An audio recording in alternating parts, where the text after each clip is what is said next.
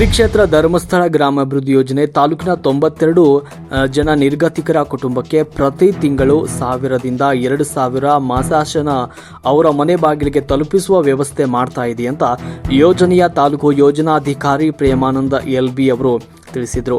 ಅವರು ದೊಡ್ಡ ರಾಂಪುರದ ದೊಡ್ಡಮ್ಮರವರಿಗೆ 1500 ಮಾಸಾಸನ ಮಂಜೂರಾತಿ ಪತ್ರವನ್ನು ನೀಡಿ ಈ ವಿಚಾರ ಹೇಳಿದರು.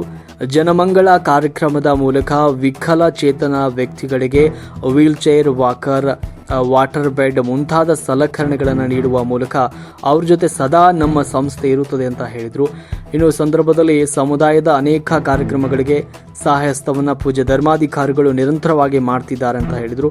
ಸಂದರ್ಭದಲ್ಲಿ ಜಿಲ್ಲಾ ಜನಜಾಗೃತಿ ವೇದಿಕೆ ಸದಸ್ಯ ಹೆಸರಡಿ ಗೋಪಾಲ್, ಗ್ರಾಮ ಪಂಚಾಯತ್ ಸದಸ್ಯ ನಾಗಭೂಷಣ್, ಮೇಲ್ವಿಚಾರಕ ರಮೇಶ್, ಸೇವಾ ಪ್ರತಿನಿಧಿ ನಾಗರತ್ನ, ಒಕ್ಕೂಟದ ಪದಾಧಿಕಾರಿಗಳು, ಸಂಘಗಳ ಸದಸ್ಯರು ಈ ಸಂದರ್ಭದಲ್ಲಿ ಉಪಸ್ಥಿತರಿದ್ದರು.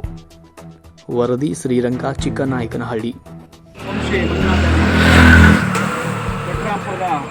ದೊಡ್ಡಮ್ಮವರಿಗೆ ಶ್ರೀ ಕ್ಷೇತ್ರ ಧರ್ಮಸ್ಥಳ ಗ್ರಾಮೀಣಾಭಿವೃದ್ಧಿ ಸಂಸ್ಥೆಯ ವತಿಯಿಂದ ಇವತ್ತು ಪೂಜ್ಯ ಧರ್ಮಾಧಿಕಾರಿಗಳು 1,500,000 ರೂಪಾಯಿ 1,500 ರೂಪಾಯಿಯನ್ನು ಪ್ರತಿ ತಿಂಗಳು ಮಾಸಾಸನವನ್ನು ಮಂಜೂರು ಮಾಡಿದ್ದು, ಕಳೆದ 2 ತಿಂಗಳ ಹಿಂದೆ ಈ ಒಂದು ದೊಡ್ಡರಾಂಪುರದ ಈ ದೊಡ್ಡಮ್ಮವರ ಅವರ ಅಜ್ಜಿಯ ಏನು ಸ್ಥಿತಿಗತಿಯನ್ನು ಕಂಡಂತಹ ಆರ್ ಕನ್ನಡದವರು ವಿಶೇಷವಾಗಿ ಇದನ್ನು ನಮ್ಮ ಗಮನಕ್ಕೆ ತಂದಾಗ ನಾವೆಲ್ಲರೂ ಕೂಡ ಅವರ ಮನೆ ಭೇಟಿ ಮಾಡಿ ಅವರ ಕಷ್ಟ ಸುಖಕ್ಕೆ ಭಾಗಿಯಾಗಿ ಅವರ ಏನೆಲ್ಲ ಬೇಕು ಬೇಡ ಅಂತ ಅದನ್ನು ಮನ್ನಿಸಿ ಮತ್ತು ವಿಶೇಷವಾಗಿ ಸರ್ಕಾರ ಮತ್ತು ಧರ್ಮಸ್ಥಳ ಗ್ರಾಮೀಣಾಭಿವೃದ್ಧಿ ಸಂಸ್ಥೆ ಈ ನಿಟ್ಟಿನಲ್ಲಿ ಒಂದು ಅವರಿಗೆ ಪ್ರತಿ ತಿಂಗಳು ಏನು ಮಾಸಾಸನ ಕೊಡಬೇಕಾ ಅದನ್ನು ಕೊಡುವಂಥ ವ್ಯವಸ್ಥೆ ಮಾಡಿದೆ.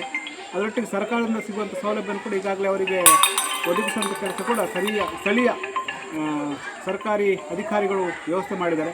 ಈ ನಿಟ್ಟಿನಲ್ಲಿ ದೊಡ್ಡಮ್ಮವರಿಗೆ ಪ್ರತಿ ತಿಂಗಳೇನು ಮಾಸಾಸನ ಕೊಡುವಂಥ ವ್ಯವಸ್ಥೆ ಆಗುತ್ತೆ. ಅದು ಅವರ ಮನೆ ಬಾಗಿಲು ತಲುಪಿಸುವ ಜವಾಬ್ದಾರಿ ಪ್ರತಿ ನಮ್ಮ ಒಂದು ಕಾರ್ಯಕರ್ತರ ಜವಾಬ್ದಾರಿ ಆಗಿದೆ. ಅದರೊಟ್ಟಿಗೆ ಅವ್ರು ಏನು ಮುಂದಿನ ದಿನಗಳಲ್ಲಿ ಏನೆಲ್ಲ ಬೇಕು ಬೇಡಿ ಅದನ್ನು ಈಡೇರಿಸುವಂಥ ಕೆಲಸವನ್ನು ನಾವು ಖಂಡಿತವಾಗಿ ಮಾಡಲಿಕ್ಕಿದೆ. ಅದಕ್ಕೆ ಅಖಿಲ ಕರ್ನಾಟಕ ಜನಜಾತಿ ವೇದಿಕೆಯ ಸದಸ್ಯರಾದ ಗೋಪಾಲಯ್ಯರು ವಿಶೇಷವಾಗಿ ಈ ಒಂದು ಅಜ್ಜಿಯ ವಿಶೇಷ ಗಮನಕ್ಕೆ ತಂದು ನಮ್ಮ ಗಮನಕ್ಕೆ ತರುವಂಥ ಕೆಲಸ ಅವರು ಮಾಡಿದ್ದಾರೆ. ಅದರಿಂದ ಅವರಿಗೆ ವಿಶೇಷವಾಗಿ ನಾವು ಧನ್ಯವಾದವನ್ನು ಕೂಡ ಸಲ್ಲಿಸ್ತಾ ಇದ್ದೇನೆ. ಅದರೊಟ್ಟಿಗೆ ಸ್ಥಳೀಯ ಜನಪ್ರತಿನಿಧಿಗಳು ಮತ್ತು ನಮ್ಮ ಸಂಘಗಳ ಸದಸ್ಯರು ಕೂಡ ವಿಶೇಷವಾಗಿ ಈ ಒಂದು ಅಜ್ಜಿಯವರಿಗೆ ಸೌಲಭ್ಯ ಕೊಡುವಂಥ ನಿಟ್ಟಿನಲ್ಲಿ ಅವರು ಕೂಡ ನಮಗೆ ಸಹಾಯ ಹಸ್ತವನ್ನು ಕೂಡ ಮಾಡಿದ್ದಾರೆ.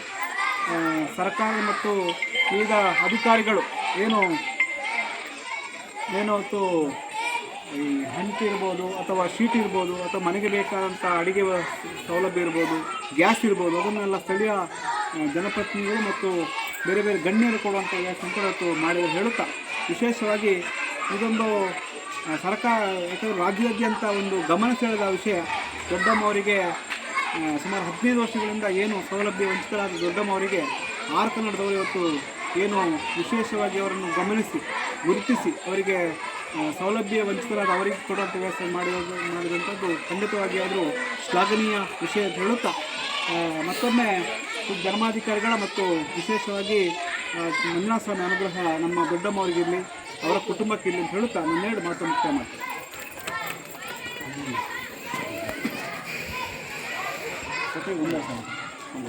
ಇವತ್ತೇನು ಧರ್ಮಸ್ಥಳ ಗ್ರಾಮೀಣಾಭಿವೃದ್ಧಿ ಸಂಘದ ಮತ್ತು ವಿಶೇಷವಾಗಿ ದೊಡ್ಡಮ್ಮನವರಿಗೆ ಪ್ರತಿ ತಿಂಗಳು 1,000 ರೂಪಾಯಿ ಮಾಸಾಸನವನ್ನು ನೀಡುವಂತೆ ಧರ್ಮಾಧಿಕಾರಿಗಳು ಆದಂಥ ವೀರೇಂದ್ರ ಹೆಗ್ಡೆ ಅವರು ಒಂದು ಅನುವನ್ನು ಮಾಡಿಕೊಟ್ಟಿದ್ದಾರೆ.